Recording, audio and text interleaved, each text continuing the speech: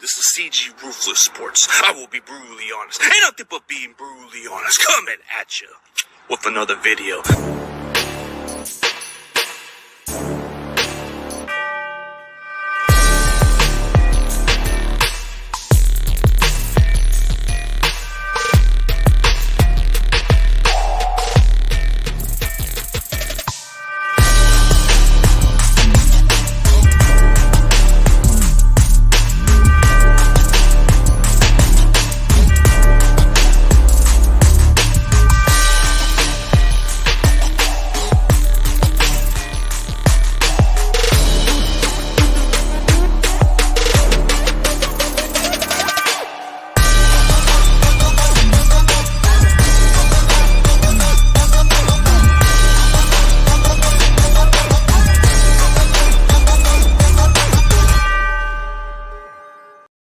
Ladies and gentlemen, please welcome back Spitz389. What's up, man?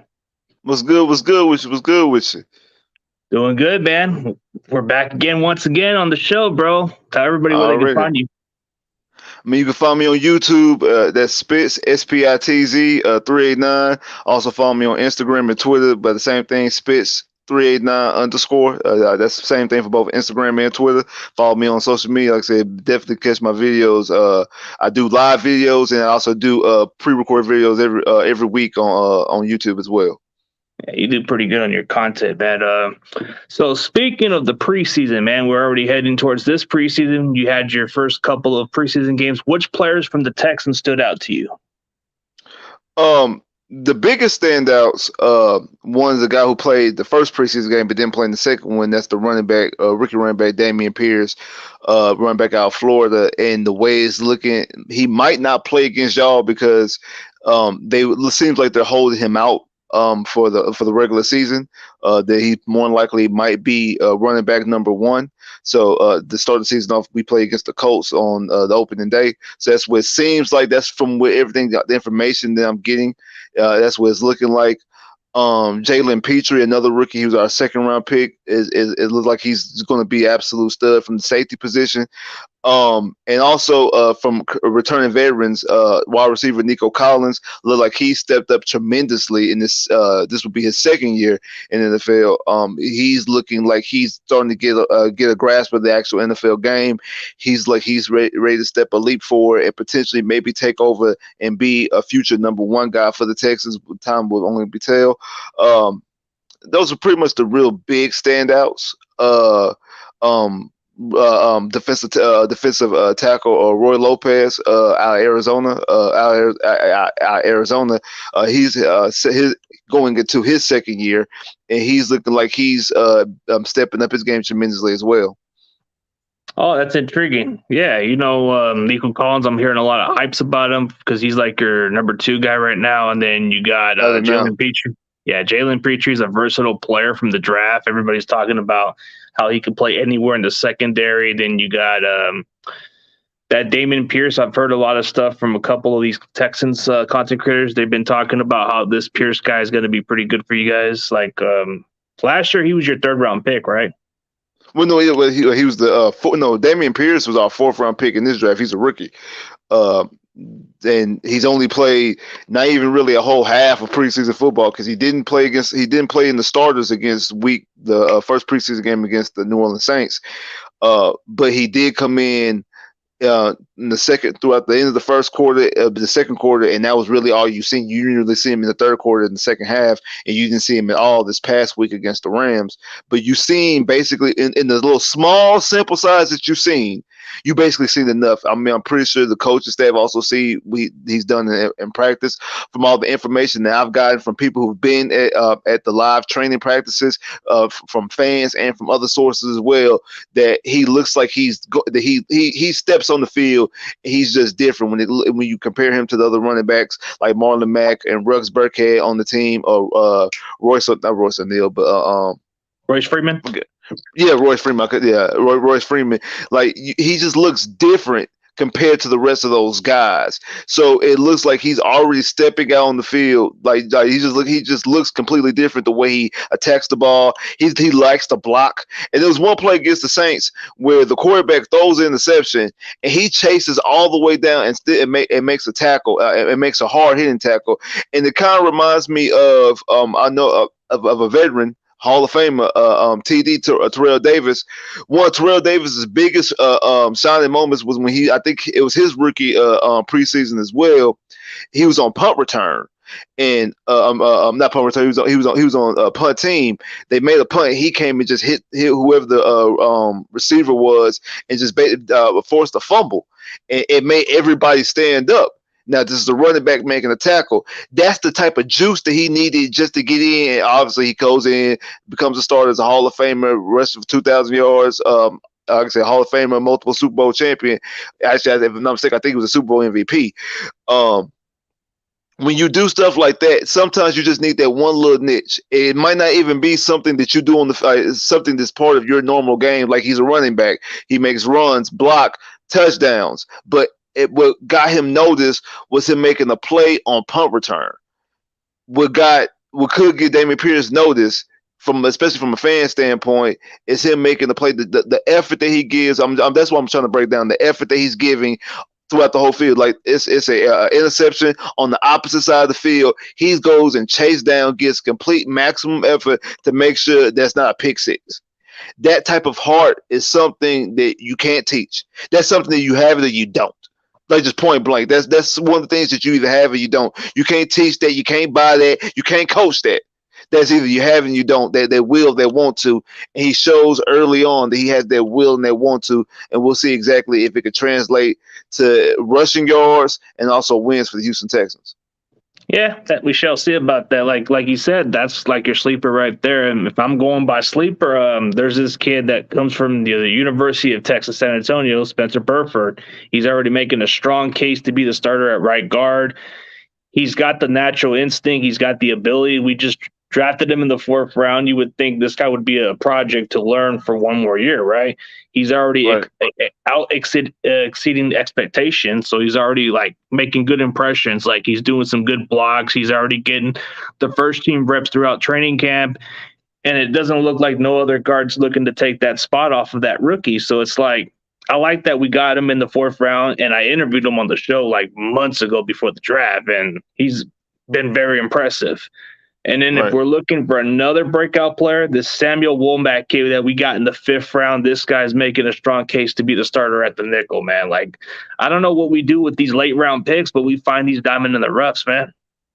I mean, well, you have good coaches. I mean, Kyle Shanahan is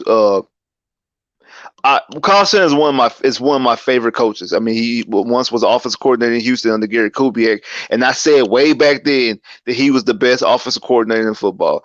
Everywhere he goes, he makes every quarterback that he's coached play the best ability. When it was in Houston, when it was Matt Schaub, when he was in Washington, had RG3, and then also had Kirk Cousins. If it was in Atlanta, when he had Matt Ryan go to the MVP, win Super Bowl. If it's right there in San Francisco with Jimmy Garoppolo, getting him to the Super Bowl as well. Every quarterback that he's ever coached, they play their best when he's coaching them. Then you have another former Texan and DeMeco Ryans as your defensive coordinator, who I definitely would love to have back in Houston in some type of capacity as a coach staff. But hey, it is what it is. You guys are very coached well.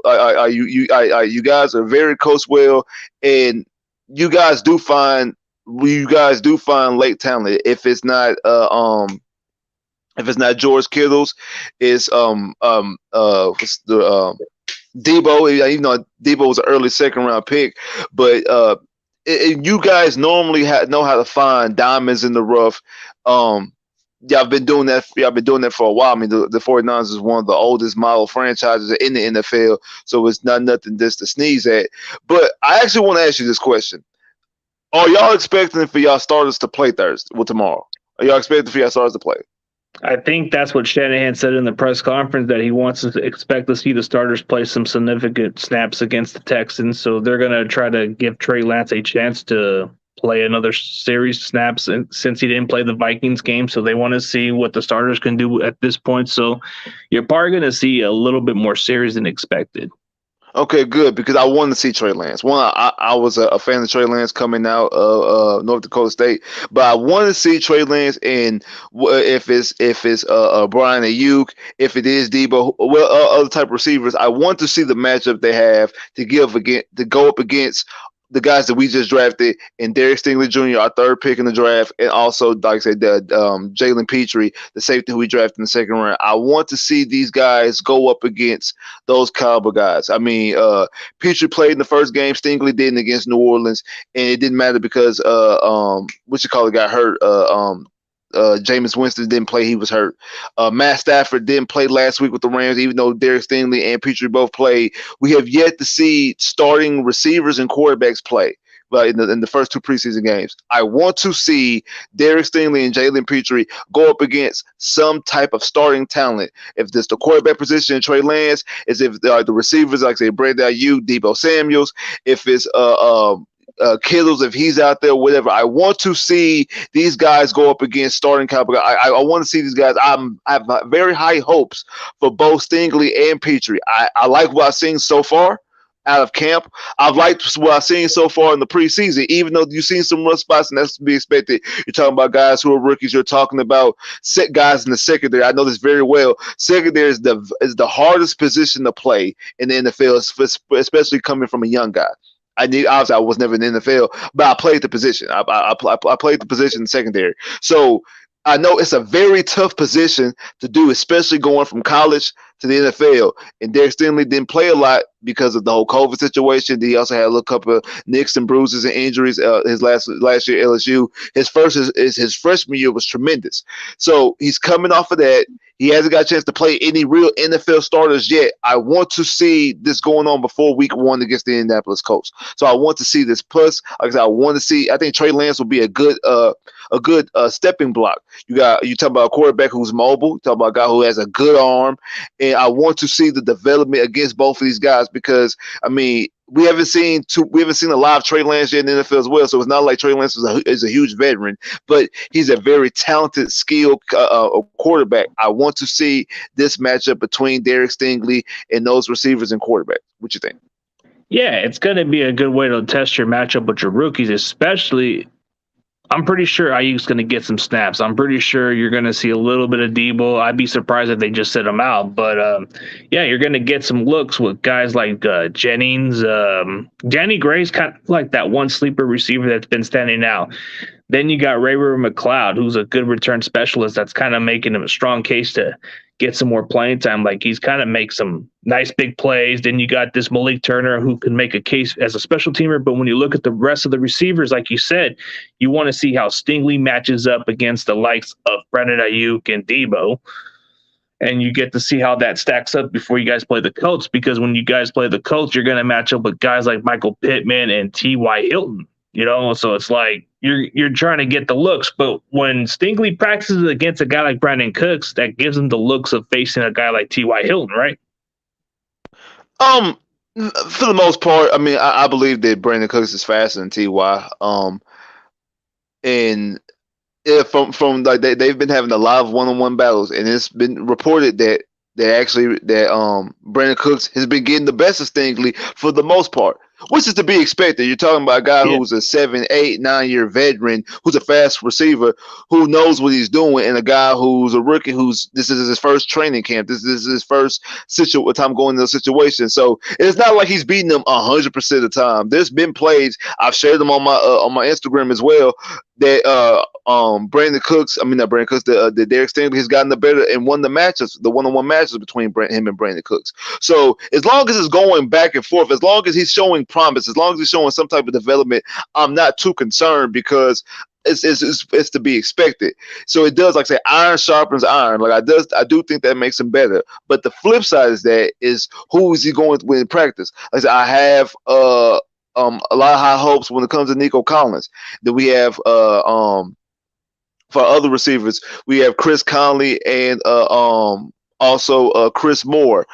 We also have Philip Dorsett, who's a veteran who's been bouncing around the NFL for a couple years. But it's the quarterback position. You have Davis Mills, you have not Josh Allen, but Kyle Allen, and then you have Jeff Driscoll. Not a lot to be desired when it comes to the quarterback position. I know a lot of Texas fans are very gung ho and they're very excited and they're very hoping that Davis Mills is going to be the franchise guy. My personal opinion, I don't believe he is. Like I said, I'm going to give him to the bye week before I give an actual full assessment on Davis Mills. As of right now, if you ask me right now, what do I think about Davis Mills? He has a lot to improve. This last preseason game against the Rams was not a good showing. He only had two decent throws that everybody wants to hype about. It was like a 4-yard pass to Philip Dorsett on the sideline, and then the touchdown pass to Nico Collins.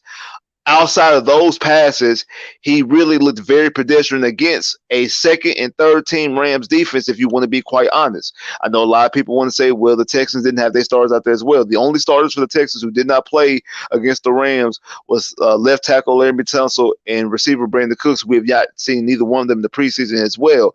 But pretty much everybody else that's playing is going to be who they're going to be relying on NT Way.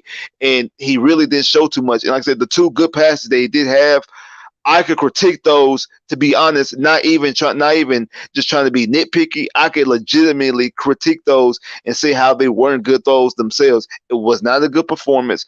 I'm not going to hold it. I'm not going to sit there and say, oh, he's straight trash because of the performance. I'm going to, like I said, I'm going to give him to the bye week, but he has a lot to clean up if he wants to be the franchise guy for the Texans, where everybody is believing him to be. My personal opinion, I think a lot of people are just really upset about the whole Deshaun Watson situation, and they want to believe in somebody. And since he's the guy who's going to be taking the snaps, they're going to believe in him. I believe if it was a green elephant as a starting quarterback, they'll be claiming him to be the franchise quarterback as well, just because he's the next guy up.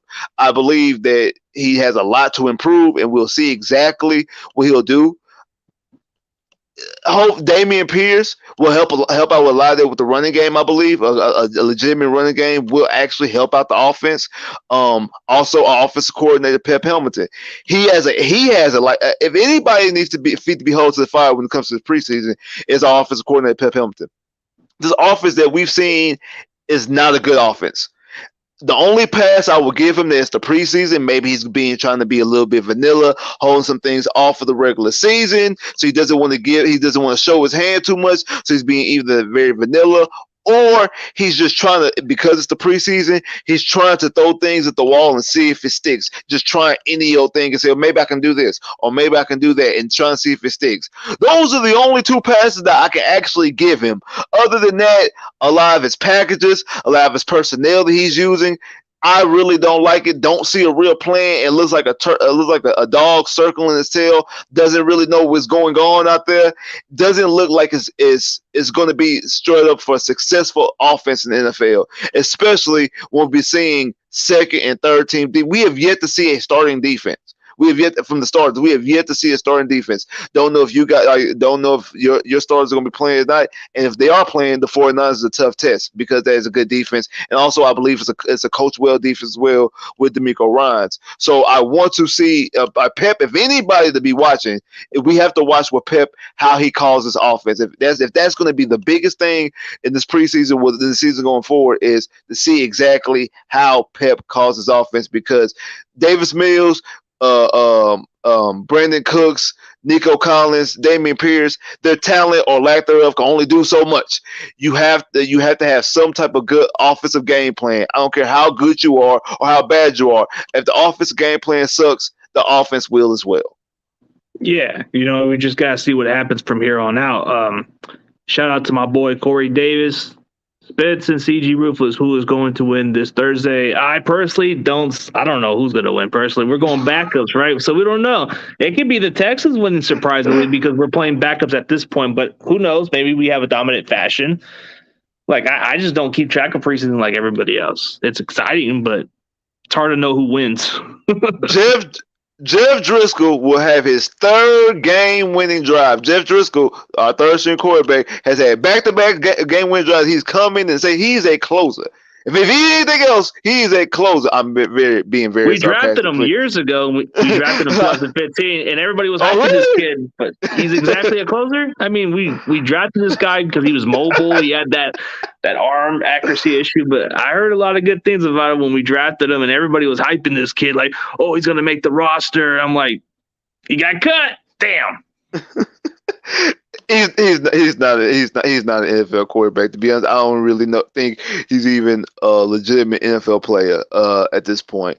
But it's very comical. I have a running joke every time he gets on the field. I call him Drippy. I call him Drippy Drip Driscoll. It's just because it just goes with his name. It just easily flows. But it's funny. He goes out there, like he goes in and runs around, and he makes bad plays. Like he's not a good quarterback, but it's very entertaining. Like especially for a preseason game when you watch and just watching something to be watching, and he just somehow always ends up getting a game-winning drive. Like the last 2 games, he ends up getting a game-winning drive. It's funny to me. To be honest, it's comical, and we have a running joke. A lot of people who don't like Davis Mills go out there and say that Jeff Driscoll is a better quarterback than Davis Mills just to make a lot of the Davis Mills fans mad. It's really all just fun and games, to be completely honest with you. No one really believes that Jeff Driscoll is better than Davis Mills. But like I just said earlier, it's really not a huge discrepancy between the talent from the starters to the backups. Outside of Brandon Cooks, Larry Tunsil, and I'll give you Jalen Petrie and Derek Stingley. Everybody else, from their backup to the starter, the talent differential is not that much. Like if Davis Mills is better than Kyle Allen, it's not by much. It's like right here. It's not a huge discrepancy. It's not like Patrick Mahomes or whoever his backup is, or Josh Allen, whoever his backup is, or Justin Herbert, whoever his backup is. It's not a huge discrepancy like that. It's really not. It's very, very minimum at best. So it's like I said, it's a running joke, but I'll put it out there. Since somebody asked who's going to win, I'm going to say the Texans win because Jeff Driscoll gets his third. He's going to get his third game-winning drive. I'll put it out there like that. All right, sounds kind of predictable, so we'll see about that part. Oh, hey, hello, Ms. Burgay. Shout out to the BGN Sports Media for the greatest network. Go check them out. So I think we were already talking about who could be your leading running back, man, but I guess he didn't catch on. Yeah, I believe it's going to be Dameon Pierce. I believe Dameon Pierce is going to start week 1. I thought this going into a training camp that as of right, because I think that they have the roster set. They have that Marlon Mack is the starting running back. I'm like, Marlon Mack is not going to make it probably past week 10 as far as being the starter. I thought once we got 10 games, that's when Dameon Pierce would probably end up being the starter, because even back in the rookie minicamp and the OTAs, you just seen it. Like when you watch the footage that they leak out, or if you were actually able to go to fan practices and things like that, he just looks different. He looks like a different type of guy. He runs aggressively. He puts his shoulder down. He does a one-step jab in the cut.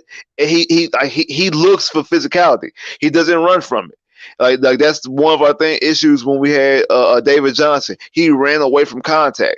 Like somebody was coming, he was falling down. Lamar Miller, the same thing. Lamar Miller, if he can get him in open space, he can run fast, even though he never really looked all that fast, but they tell me he was fast from his 40 time, but he never really looked all that fast. And every time he might get 1,000 yards, but it took him 500 carries to get it. Like it was a very ugly, slow, tough 1,000 yards. So it wasn't impressive.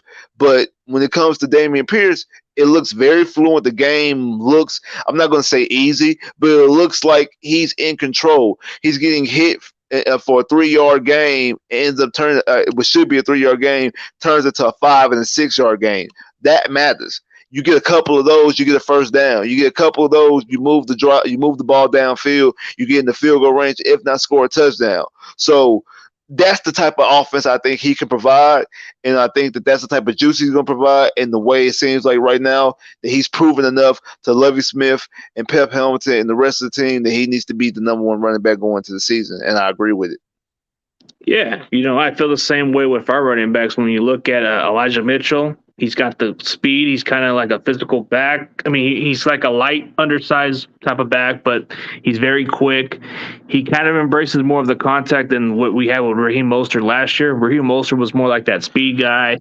When you look at Elijah Mitchell, he's kind of a guy that goes with the contact. So it's like, it's kind of intriguing. And then you look at another running back. We got Jeff Wilson, who's pretty much like, I don't know, like he's on the bubble maybe, or maybe he makes the team. Then you got Trey Sermon, who hasn't really impressed much as of lately. Then you got Ty Davis-Price, who we drafted pretty high from LSU. He's looking as good as advertising, a physical back. Like when he runs that ball, dude, I can't understand why the defenders want to try to hit him, but then he runs them over. Like, I don't know if you've seen this highlight, but there's like a few highlights where these defenders miss tackles and he just stiffs them off the way and tells them to get the F off of me. So Trey Sermon, that's the running back that was at Oklahoma and then with the Ohio State, correct? Yeah. He hasn't really been impressive. Really? Because I actually liked the Trey Sermon coming out of college. Interesting. So let me ask you this, because you're a 49ers fan. What's your take on Trey Lance, on the quarterback Trey Lance? I think his upside's a lot better than what we got currently, because when you look at the way our offense is, we need somebody who can move outside the pocket, do a lot of more stuff. With Jimmy, it was limited. So you go with something with more potential compared to something else. But I think Shanahan's starting to change a little bit outside the box a little bit, something that he has never done. I mean, he's tried it a long time ago. Like, for example, RG3, that only had short success. And I think he just started going back to the pocket passers and all the other stuff. And I think those experiments with regular pocket passers just kind of had its success here and there, but it's never got him to win the Super Bowl. Like Matt Ryan was a good example. You had Kirk Cousins, those pocket passer guys, and all the other quarterbacks. Brian Hoyer wasn't all that great in Cleveland, but now he's trying to change a little bit of his playbook and going back to what he did with RG3, but maybe with Trey Lance, you can open up more of the offense than what you had with Jimmy back then. Right. I mean, I definitely think he gives a different dynamic. I mean, the thing with RG3, had a legendary rookie season with both Kyle and Mike Shanahan out there in Washington, and then I mean it was the injuries. I mean, basically his knee was just completely shredded, and so never really got back to that. Then he himself said he didn't want to do any more read options, and he only wanted to be a pocket quarterback. This is things coming from him, not that the Shanahans tried to force. I think the Shanahans want to continue to run the offense that they want to run. Like I said, that bootleg Shanahan / Kubiak offense, because we had Gary Kubiak, which was the head coach while Kyle was the offensive coordinator, and also he also coached under Kyle's dad in Denver. He was the offensive coordinator in Denver when his dad Mike was the head coach. That Shanahan Kubiak offense is actually my favorite NFL offense, and it takes I think a quarterback like Trey Lance makes that offense damn near unstoppable. I mean, you had somebody obviously like John Elway that won the Super Bowl. It elevated Matt Schaub to lead the league in passing in 2009. It elevated Matt Ryan to win the MVP and get to the Super Bowl in 2016. We've seen what Kirk Cousins has done year after year from a stat standpoint. He, like I said, got Jimmy G to a Super Bowl back in 2019, and then backdoor y'all was in the NFC Championship game this past season. I think with a quarterback like Trey Lance, the type of skill set that he has, it could make this offense, like I say, damn near unstoppable. Especially when you talk about Debo, you talk about Kittles, you talk about Brandon Ayuk. It's a lot of talent. And that offense, and having somebody like Shanahan call offense, that's why Pep is very crucial. How Pep runs his offense when it comes to the Texans. We don't know when the offenses run well. We've known that in Houston. We've seen good offenses ran by Shanahan and Kubiak. We've also seen bad offenses ran by Bill O'Brien and Tim Kelly and George Godsey. Like, we've seen bad offenses and good offenses, so we know exactly. Now, we might not see the best offense or the worst offense, but we seem pretty damn close to both, and we know what good offense will look like. And The Shanahan's, I think, can put Kyle Shanahan rather can put Trey Lance into a good offense situation, and I think Trey Lance will excel and play very well out there with the 49ers. Oh, for sure, man.